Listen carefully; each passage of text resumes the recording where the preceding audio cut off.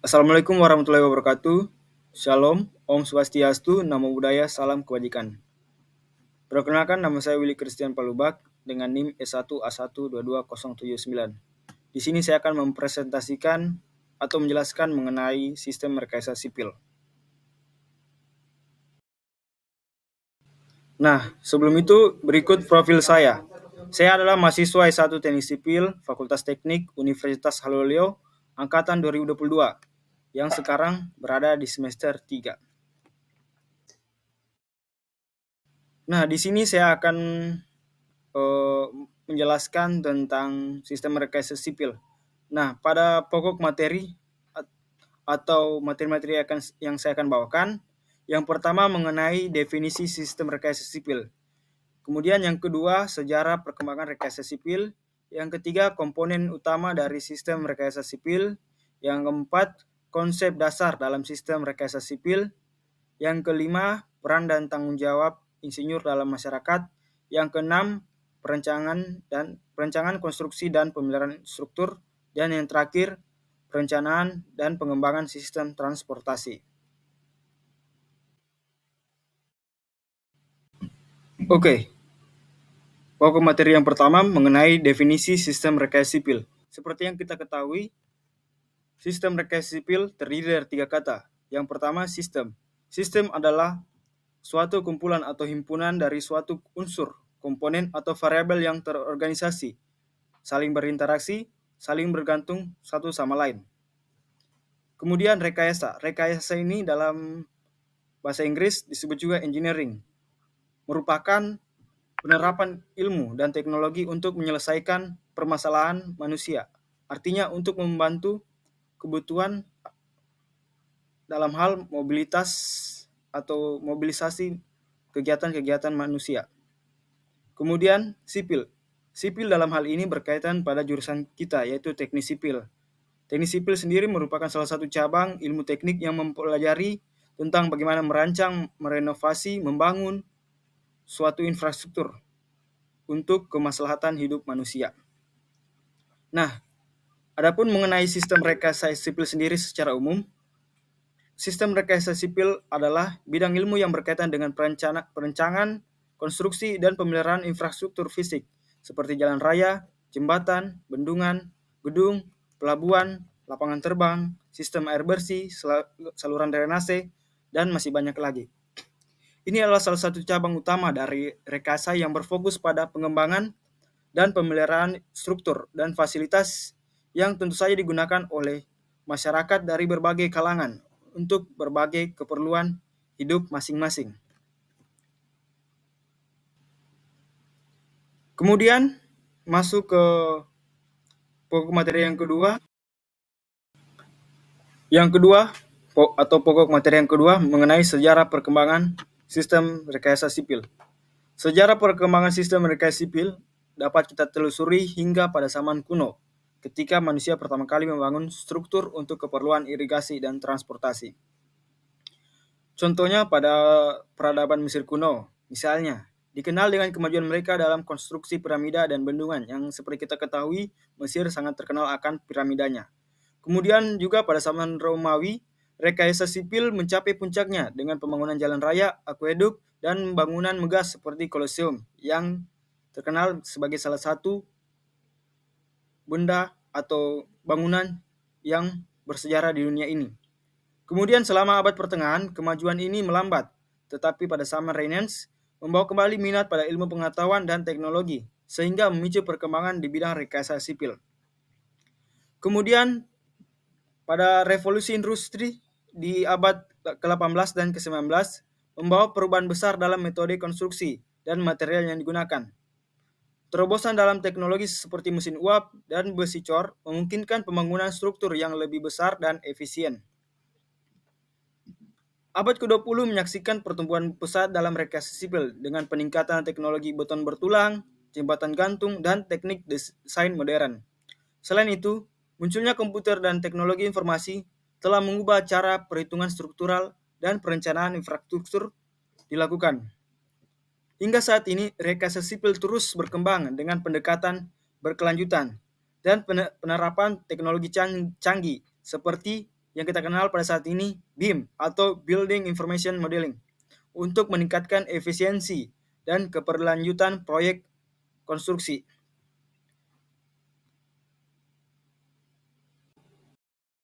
Kemudian pokok materi yang ketiga mengenai komponen utama dari sistem rekayasa sipil. Bisa yang kita lihat di sini komponen utama sistem rekayasa sipil yang pertama struktur.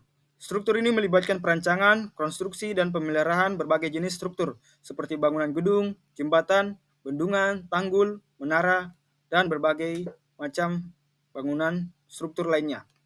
Rekayasa struktur juga melibatkan analisis ketahanan struktur terhadap beban dan tekanan eksternal. Kemudian, infrastruktur transportasi. Infrastruktur transportasi ini termasuk perencanaan dan pengembangan sistem transportasi seperti jalan raya, jalan kereta api atau rel kereta api, pelabuhan, bandara, dan terminal transportasi lainnya. Tujuannya tentu saja untuk memfasilitasi pergerakan orang dan barang atau jasa.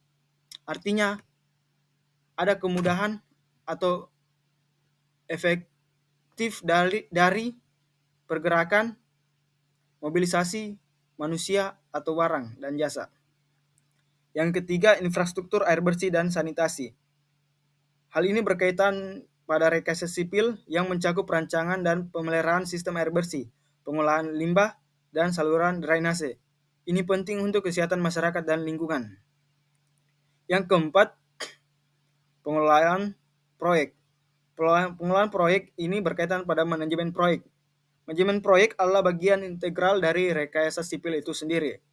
Ini melibatkan perencanaan, pengawasan, dan pengendalian proyek konstruksi agar proyek berjalan sesuai jadwal dan anggaran. Nah, pada manajemen proyek ini juga kita ditekankan atau kita dituntut untuk bagaimana kita dapat menghemat 3 hal. Yang pertama, menghemat biaya, yang kedua, menghemat waktu, dan yang ketiga, menghemat tenaga. Sehingga terciptanya suatu proyek yang efisiensi dan tentu saja berkualitas. Kemudian yang keenam,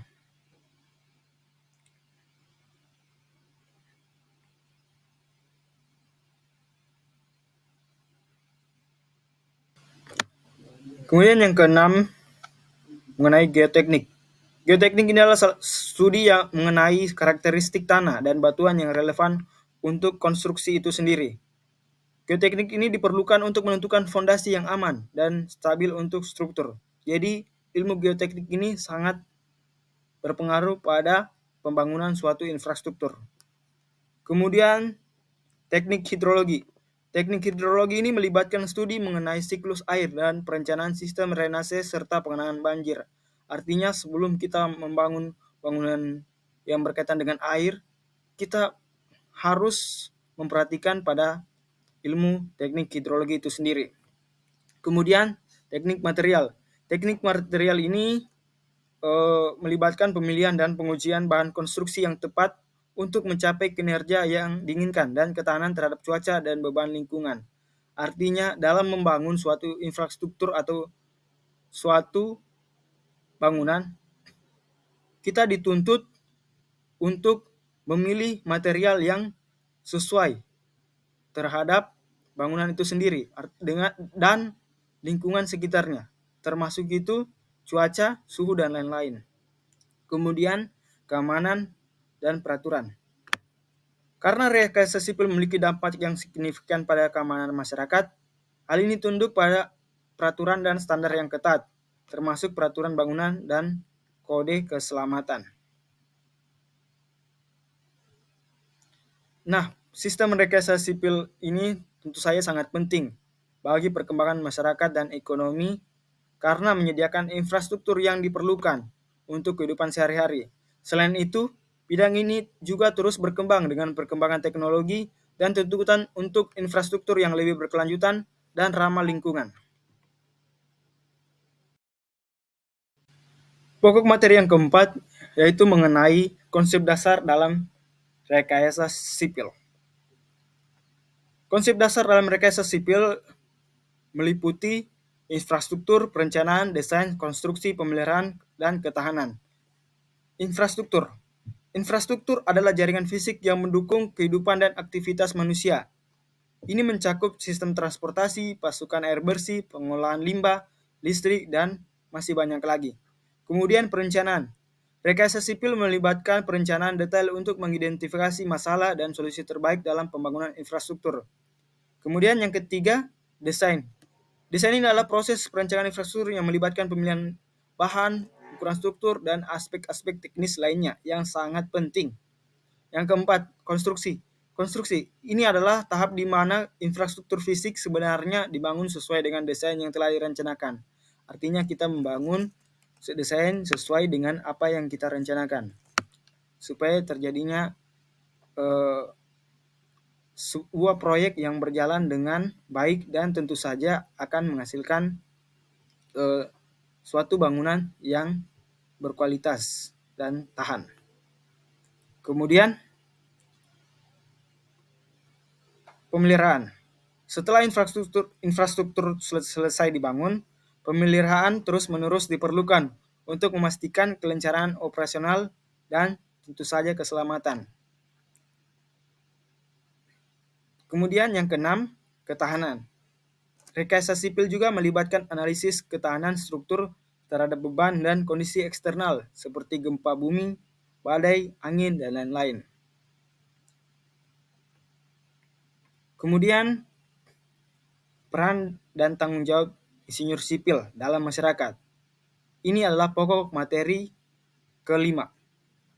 Peran insinyur sipil sangat penting dalam masyarakat modern pada saat ini, tentu saja. Nah, adapun tanggung jawab dan peran utama insinyur sipil meliputi 1. Perencanaan dan desain.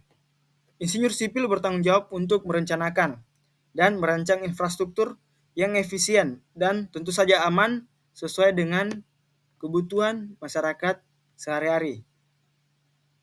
Yang kedua, konstruksi.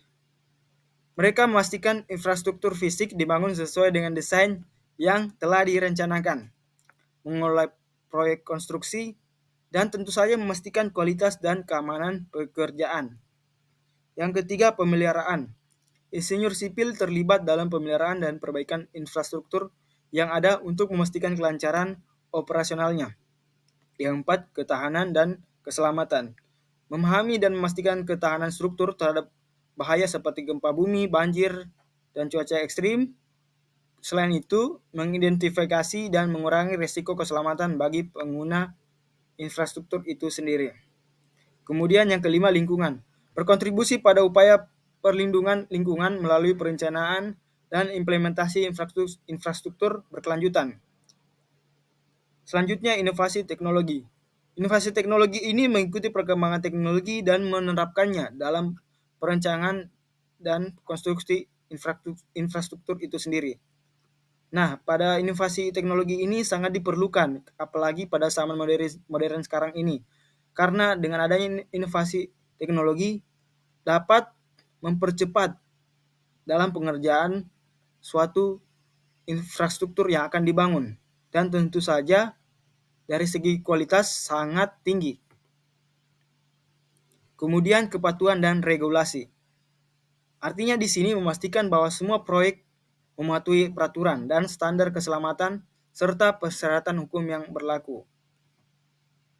Nah, pada dunia proyek kita juga mengenal dengan istilah ketiga, yaitu keselamatan dan kesehatan kerja. Kemudian kolaborasi. Kolaborasi sini berkaitan pada bekerja sama dengan berbagai pemangku kepentingan, termasuk pemerintah, swasta, dan masyarakat. Hal ini untuk mencapai tujuan pembangunan infrastruktur yang lebih baik. Nah, oleh karena itu, peran insinyur sipil di sini sangat penting untuk menjaga keamanan, kenyamanan, dan produktivitas masyarakat modern. Insinyur sipil bekerja pada proyek-proyek yang berkaitan dengan kehidupan sehari-hari, yang mencakup transportasi, perumahan, air bersih, energi, dan banyak aspek lainnya yang tentu saja mempengaruhi kualitas hidup kita sebagai masyarakat biasa.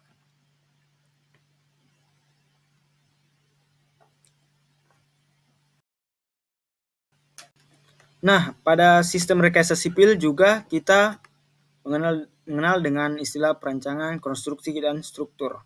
Perancangan, konstruksi, dan pemeliharaan berbagai jenis struktur adalah bagian integral dari bidang rekayasa sipil. Dalam proses ini, insinyur sipil tentu saja bertanggung jawab untuk merencanakan, membangun, dan memelihara berbagai jenis struktur agar dapat berfungsi dengan aman, efisien, dan sesuai dengan tujuan yang diinginkan. Adapun langkah-langkah yang umum terlibat dalam perancangan, konstruksi, dan pemeliharaan struktur bisa kita lihat ada 6, utamanya pada perancangan struktur, yaitu pemahaman kebutuhan, studi kelayakan, desain preliminar, analisis struktural, desain rinci, dan perhitungan dokumentasi. Pemahaman kebutuhan. Pada tahap awal dalam perancangan adalah pemahaman mendalam tentang kebutuhan dan tujuan struktur. Hal ini mencakup identifikasi tujuan struktur, kapasitas yang diperlukan, dan lingkungan di sekitar lokasi tersebut. Kemudian studi kelayakan. Sebelum merancang struktur, insinyur melakukan studi kelayakan untuk menilai keberlanjutan proyek, dampak lingkungan, dan ekonomi proyek tersebut. Hal ini sangat penting. Kemudian desain preliminar. Pada tahap ini, insinyur membuat desain awal struktur berdasarkan parameter yang telah ditetapkan. Hal ini mencakup pemilihan jenis struktur, bahan, dan dimensi dasar. Kemudian, analisis struktural. Insinyur melakukan analisis struktural untuk memastikan bahwa desain dapat menahan beban yang diantisipasi dengan aman. Ini melibatkan perhitungan matematika dan pemodelan komputer. Di sini harus dibutuhkan fokus dan ketelitian yang sangat tinggi. Kemudian desain rinci. Setelah desain awal diverifikasi, insinyur merinci desain struktur hingga tingkat yang sangat rinci. Ini mencakup perencanaan setiap elemen struktural seperti balok, kolom, fondasi, dan fasilitas lainnya. Nah, pada tahap ini juga insinyur ditekankan atau dituntut untuk lebih rinci dan lebih detail dalam mendesain struktur hingga ke detailnya. Kemudian perhitungan dan dokumentasi. Insinyur membuat perhitungan teknis dan dokumentasi lengkap yang diperlukan untuk memandu struktur, termasuk gambar teknis dan spesifikasi.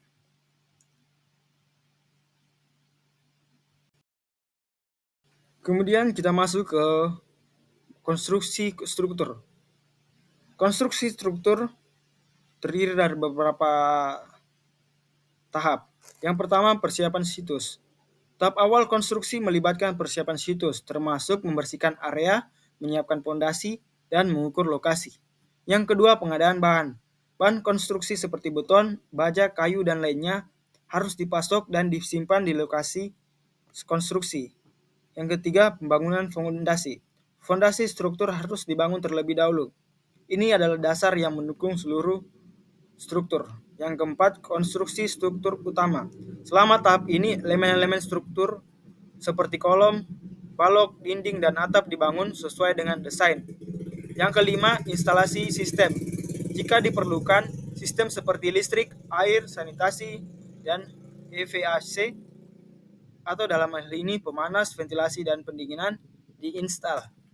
Yang berikut, penyediaan dan fasilitas penyelesaian dan fasilitas pendukung. Struktur diselesaikan dengan menginstal penutup seperti dinding interior, lantai, dan langit-langit. Fasilitas pendukung seperti jalan masuk, parkir, dan aksesibilitas dapat ditambahkan. Kemudian yang terakhir, uji coba dan inspeksi. Struktur harus diuji dan diperiksa secara menyeluruh untuk memastikan bahwa semuanya dapat berjalan sesuai dengan standar dan spesifikasi. Kalau tidak berjalan dengan itu, maka bangunan tersebut sangat rawan dalam hal ketahanan. Kemudian pembahasan mengenai pemeliharaan struktur. Pemeliharaan struktur terbagi atas 4, pemantauan rutin, pemeliharaan preventif, perbaikan dan renovasi, pemantauan lingkungan.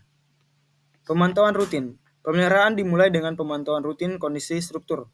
Ini dapat mencakup pemeriksaan visual, pemantauan ketahanan struktural, dan pengukuran kerusakan potensial. Kemudian pemeliharaan preventif. Tindakan pemeliharaan preventif dilakukan untuk mencegah masalah lebih lanjut. Ini termasuk perawatan rutin seperti pelapisan cat, perbaikan retak, dan pemeliharaan sistem mekanis. Kemudian yang ketiga, perbaikan dan renovasi.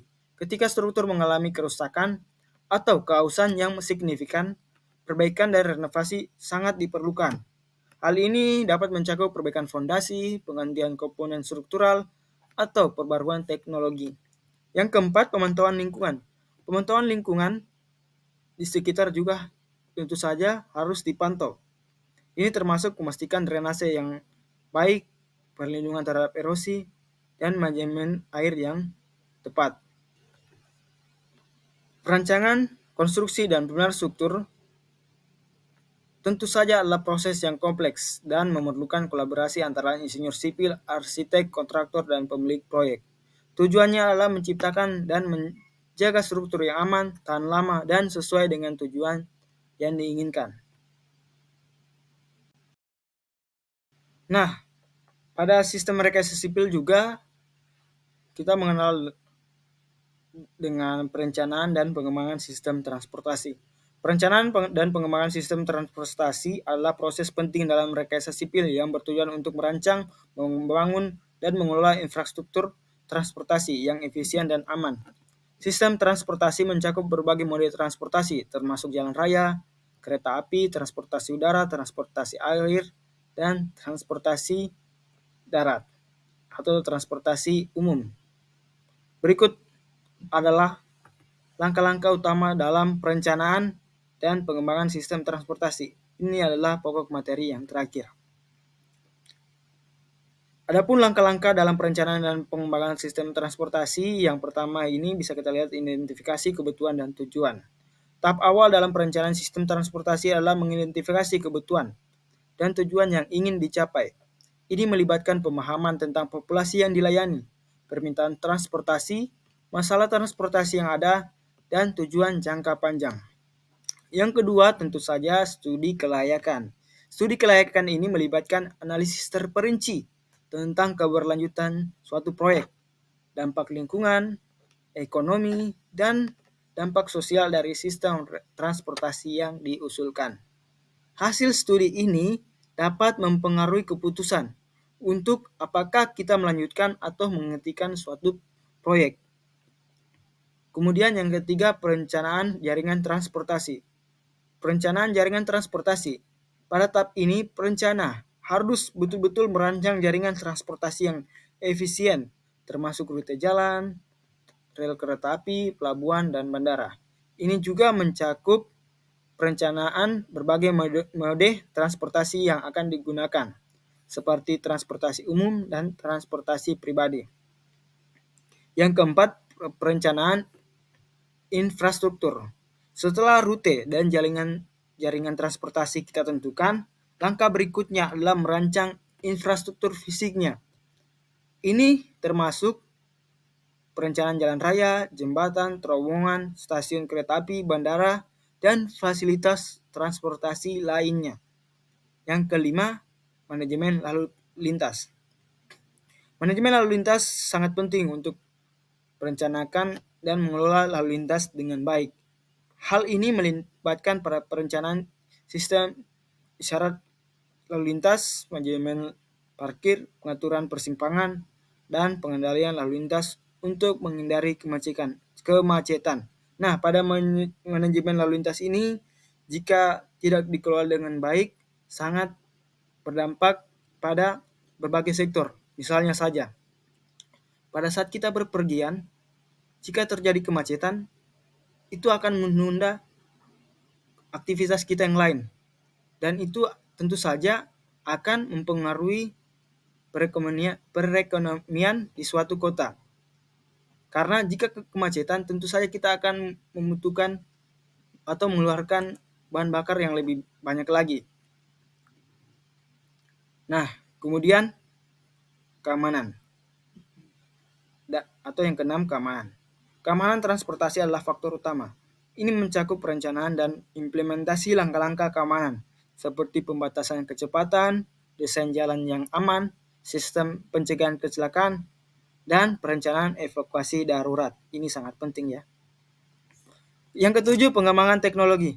Penggunaan teknologi terbaru dalam transportasi seperti sistem transportasi cerdas, sensor lalu lintas, dan aplikasi mobile tentu saja dapat membantu meningkatkan efisiensi dan pengalaman pengguna.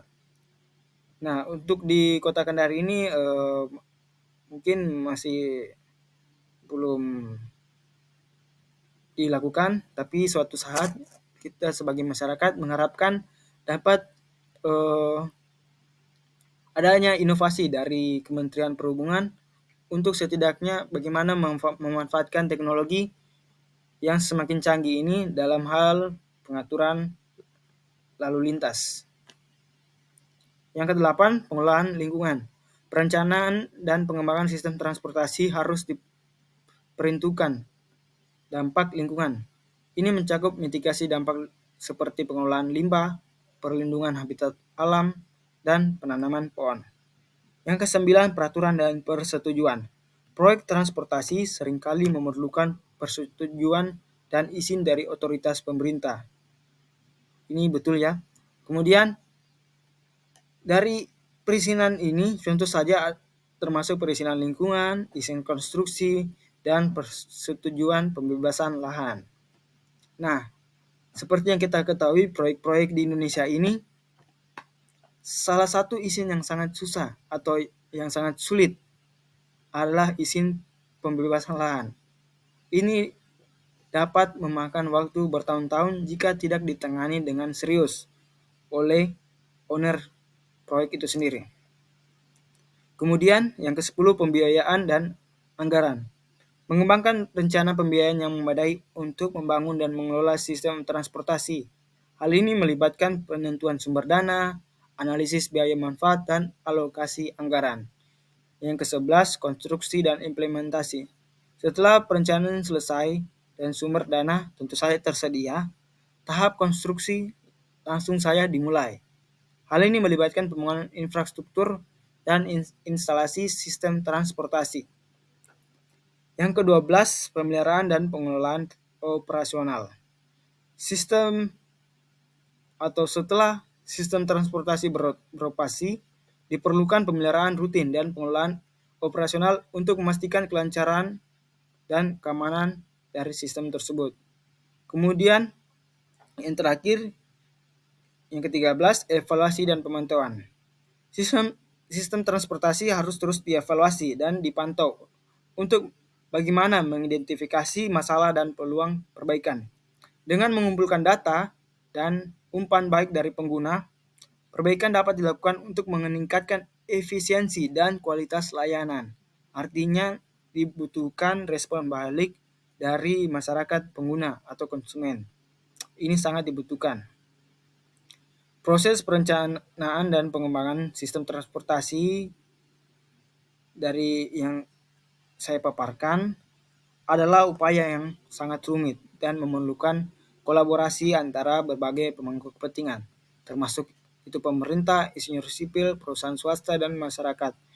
Tujuannya adalah menciptakan transportasi yang aman, efisien, berkelanjutan, dan sesuai dengan kebutuhan masyarakat. Nah, mungkin itu saja yang dapat saya sampaikan pada materi mengenai sistem rekayasa sipil. Jika ada kata-kata atau ucapan yang tidak dimengerti, mohon maaf. Sekian dan terima kasih.